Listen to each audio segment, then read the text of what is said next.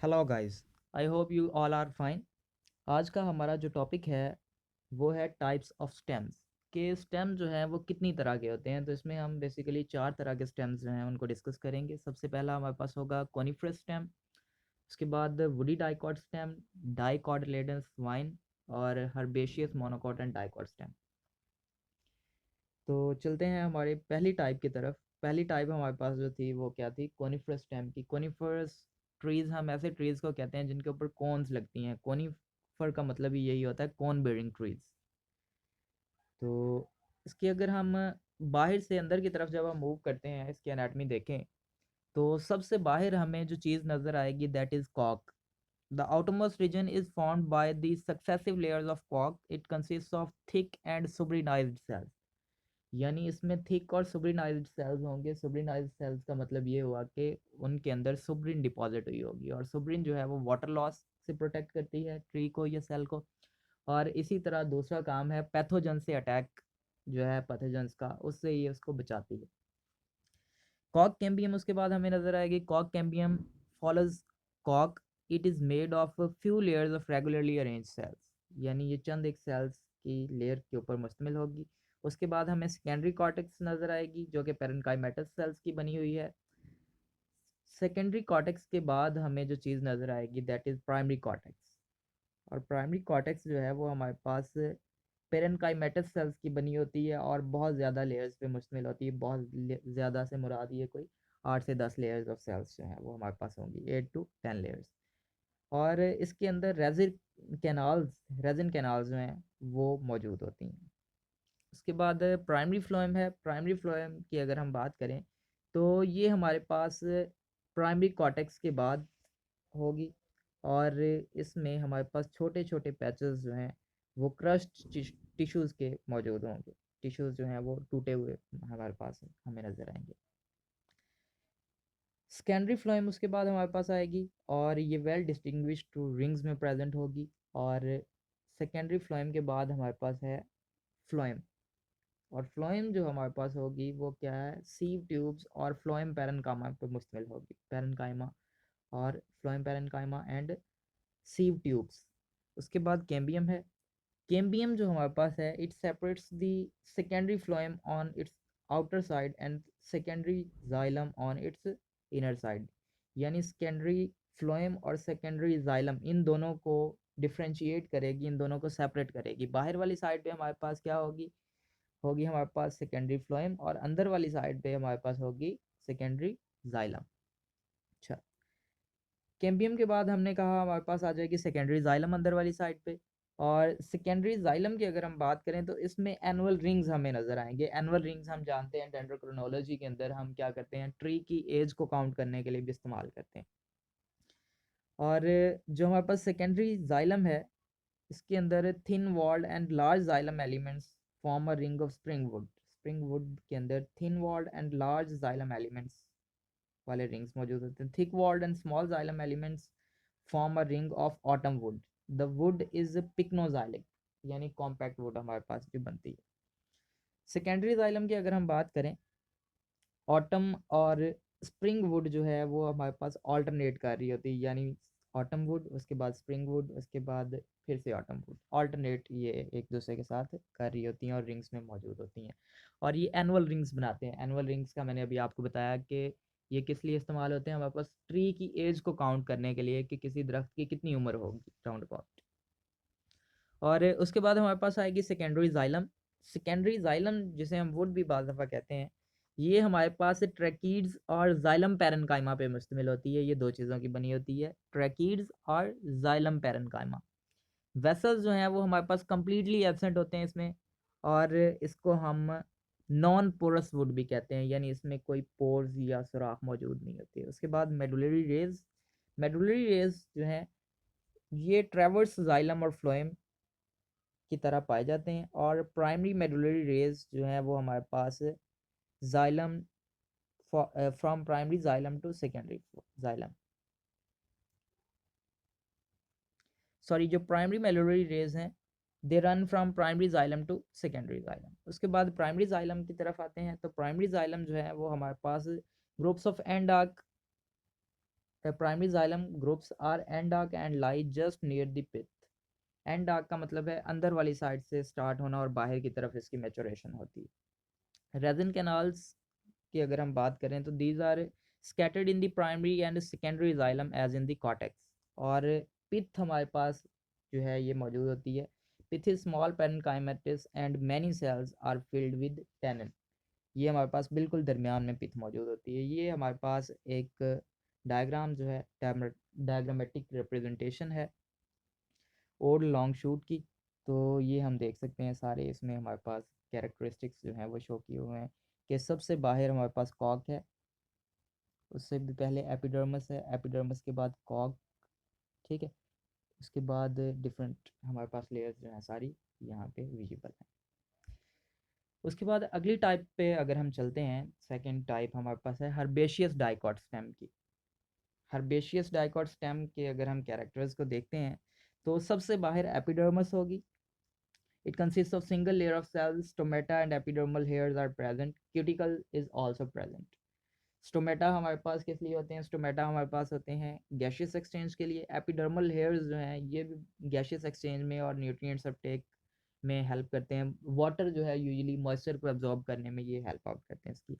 और क्यूटिकल जो है, क्यूटिकल किस लिए होती है? क्यूटिन की क्यूटिकल हमारे पास मौजूद होती है सेल्स के ऊपर ताकि वाटर लॉस से कंजर्व किया जा सके, वाटर लॉस जो है उसको बचाया जा सके। कॉटेक्स उसके बाद हमारे पास है। कॉटेक्स जो है वो हमारे पास 3 जोन्स में डिवाइडेड होती है। हेलियंथस एनस की बात यहाँ पे हम चूंकि कर रहे हैं तो 3 लेयर्स में ये डिवाइडेड होती है। सबसे बाहर वाली लेयर जो है दैट इज कॉल्ड कोलेनकाइमा और हाइपोडर्मस। उसके बाद पेरेन्काइमा और तीसरी लेयर जो है उसे स्टार्च शीथ कहते हैं।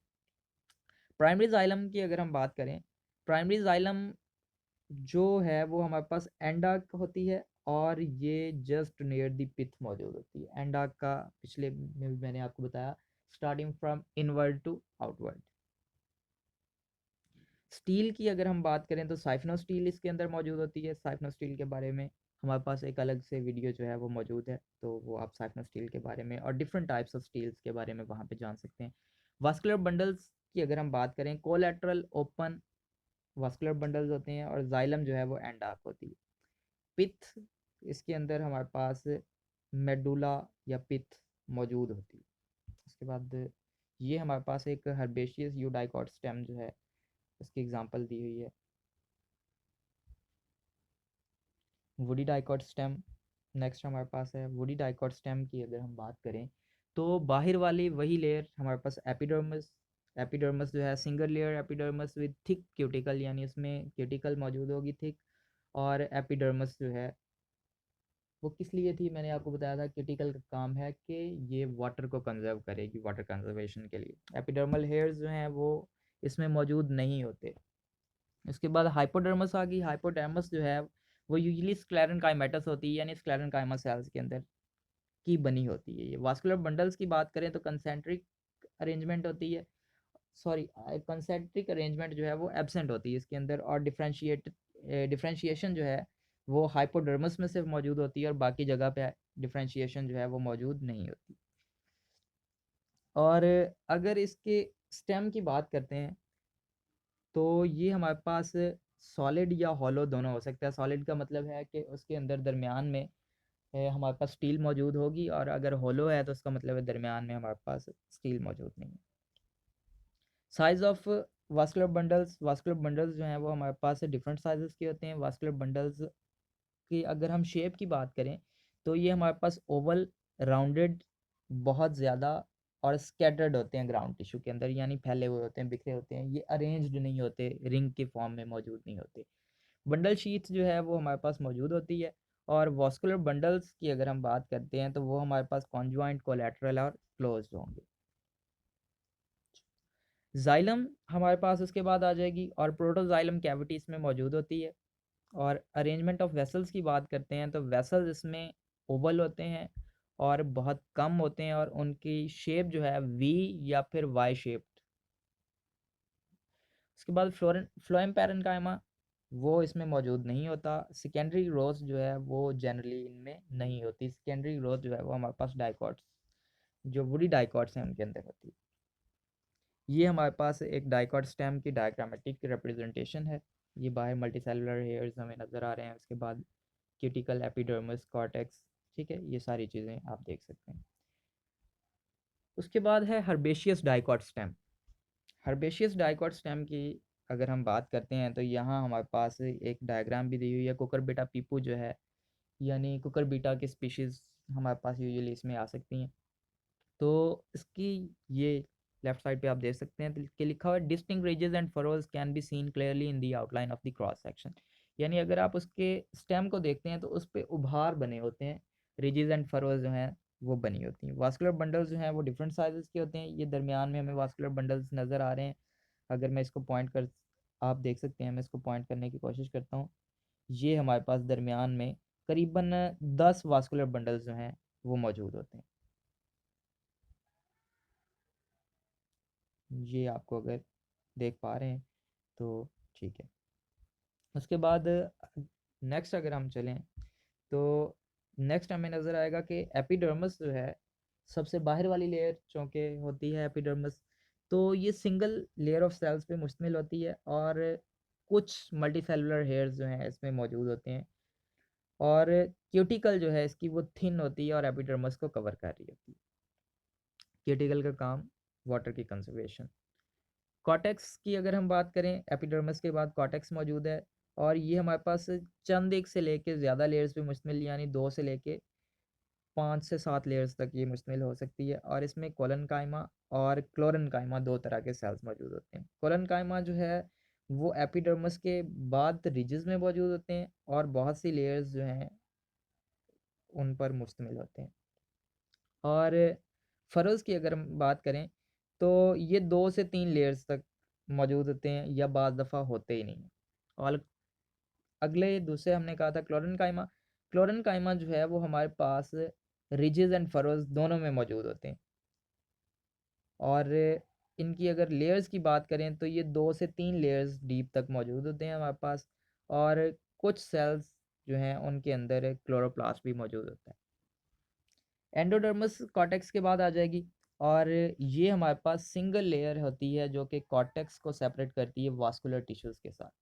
यानी वास्कुलर टिश्यूज़ और कॉर्टेक्स को एक दूसरे से सेपरेट करती है, अलग करती है। The cells lack casparian strips but show starch, thus it is called as starch sheath. यानी जो हमारे पास होती है कैस्पेरियन स्ट्रिप्स, उनका काम हमें पता है क्या होता है। उनका काम होता है वाटर को रेगुलेट करना और अंदर से वाटर को बाहर ना जाने देना। तो यहाँ पे हमारे पास वो मौजूद नहीं होती, बल्कि यहाँ पे हमारे पास एक स्टार्च शीट मौजूद होती है। और पेरिसाइकिल की बात करते हैं, उसके बाद एंडोडर्मिस के बाद हमारे पास होती है पेरिसाइकिल। और ये चंद एक लेयर्स पर मुश्तमिल होती है, यानी 2 से 3 लेयर्स ऑफ सेल्स पर मुश्तमिल होगी। The cells are thick walled and sclerenchymatous due to lignification. इसमें लिग्निन की डिपॉजिशन हुई होती है और उसकी वजह से ये थिक वॉल्ड होते हैं।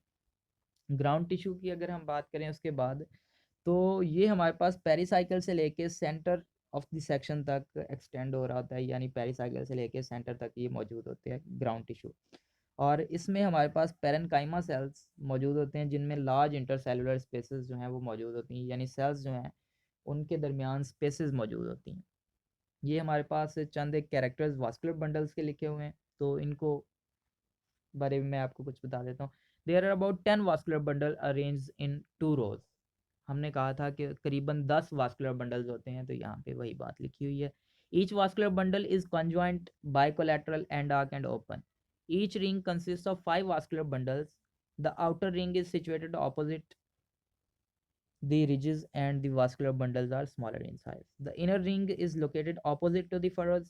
The vascular bundles of this ring are larger in size. In a bicollateral vascular bundle, xylem is concentrally located, centrally located, यानी जाइलम जो है वो दरमियान में मौजूद होती है। On both of its sides are cambial strips, inner and outer cambia, and on outer side of the cambia on either sides phloem groups are present.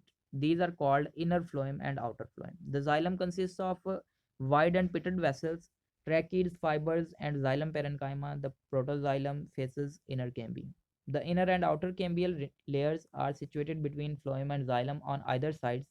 The phloem occupies both the ends of vascular bundles. It is composed of sieve tubes companion cells and phloem parenchyma.